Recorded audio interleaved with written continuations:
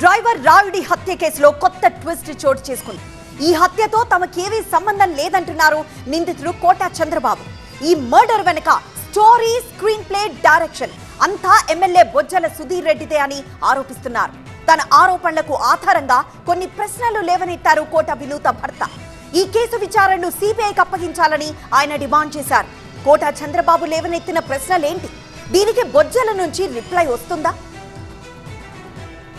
ఏపీలో కలకలం సృష్టించిన శ్రీకాళహస్తి జనసేన మాజీ ఇన్ఛార్జ్ కోటా వినుత డ్రైవర్ రాయుడి హత్య కేసులో కొత్త ట్విస్ట్ తెరపైకొచ్చింది.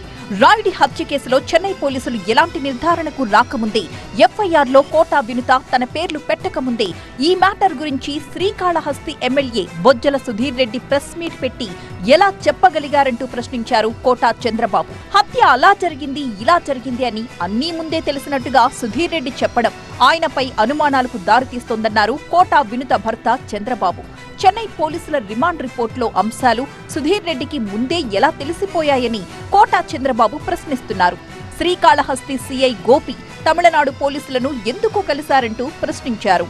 ఈ మర్డర్ స్టోరీ అంతా బొజ్జల సుధీర్ రెడ్డి క్రియేట్ చేసింది అంటూ ఆరోపించారు కోటా చంద్రబాబు. చెన్నై పోలీసులకు ముందుగానే బొజ్జల స్క్రిప్ట్ ఇచ్చాడా, లేక ఇక్కడ సిఐ గోపిని అక్కడికి పంపించి మేనేజ్ చేశారా అని ప్రశ్నించారు చంద్రబాబు. తమపై హత్య చేశారన్న నిందల వెనుక ఎమ్మెల్యే సుధీర్ రెడ్డి హస్తం ఉంది అన్నారు. రాయుడు హత్య ముందస్తు ప్రణాళికని, హత్య జరిగిన సమయంలో తాము చెన్నై ఆసుపత్రిలో ఉన్నామని అన్నారు కోటా చంద్రబాబు. మా పేర్లు ఎఫ్ఐఆర్లో యాడ్ చేయకముందు,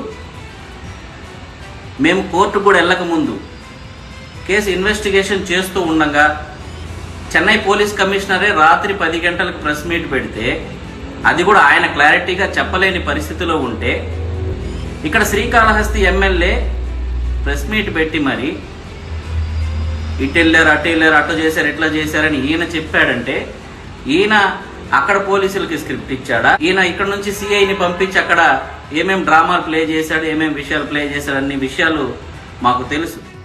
శ్రీకాళహస్తిలో మర్డర్ జరిగితే 150 కిలోమీటర్ల దూరం వెళ్లి చెన్నై మహానగరం నడిబొట్టున డెడ్ బాడీని ఎవరైనా పడేస్తారా అంటూ ప్రశ్నించారు కోటా చంద్రబాబు. దీని వెనుక కొంతమంది పెద్దల హస్తం ఉందని ఆయన ఆరోపిస్తున్నారు. రాయుడు హత్య కేసులో త్వరలోనే నిజాలేంటో బయటకొస్తాయన్నారు. ఆంధ్రాలో ఒక వ్యక్తిని హత్య చేస్తే ఇక్కడ నుంచి 150 కిలోమీటర్లు ట్రావెల్ చేసి చెన్నై, అంత పెద్ద మహానగరం చెన్నై నడిబొడ్డున చెన్నై సిటీ సెంట్రల్ దగ్గర దాదాపు 20 కెమెరాలు ఉన్న CCTV footage, surveillance 360 degree surveillance ఉన్న పోల్స్ దగ్గరలో ఒక వ్యక్తి శవం దొరుకుతుందంటే 5వ క్లాస్ చదువుకున్న పిల్లోడైనా దీనికంటే బెటర్గా ప్లాన్ చేస్తాడు ఏమైనా నిజంగా ఇలా జరిగి ఉంటే.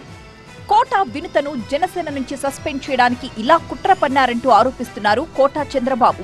వినుత మీద కుట్రకోణం బయటకు రావాలంటే ఈ కేసు విచారణకు సిట్ ఏర్పాటు చేయాలని, లేదా సిబిఐ ఎంక్వైరీ వెయ్యాలని ఆయన డిమాండ్ చేశారు. కుట్ర గురించి ఇంత డిబేట్స్ జరుగుతుంటే నేను రాష్ట్ర ప్రభుత్వాన్ని అడుగుతున్నా, మీరు ఒక స్పెషల్ ఇన్వెస్టిగేషన్ టీం వేయండి. వినుత కోట పైన ఏమేమి కుట్ర జరిగిందో, ఎందుకు కుట్ర జరిగింది, ఎవరు కుట్ర చేశారు, లేదు ఆ సెల్ఫీ వీడియోని బేస్ చేసుకుని మా దగ్గర ఉన్న ఎవిడెన్సెస్ కూడా మేము ఇస్తాం. ఇవన్నీ ఒక సిబిఐ ఎంక్వైరీ వేయండి. కోటా చంద్రబాబు ఆరోపణలపై బొజ్జల సుధీర్ రెడ్డి ఎలా రియాక్ట్ అవుతారో చూడాలి.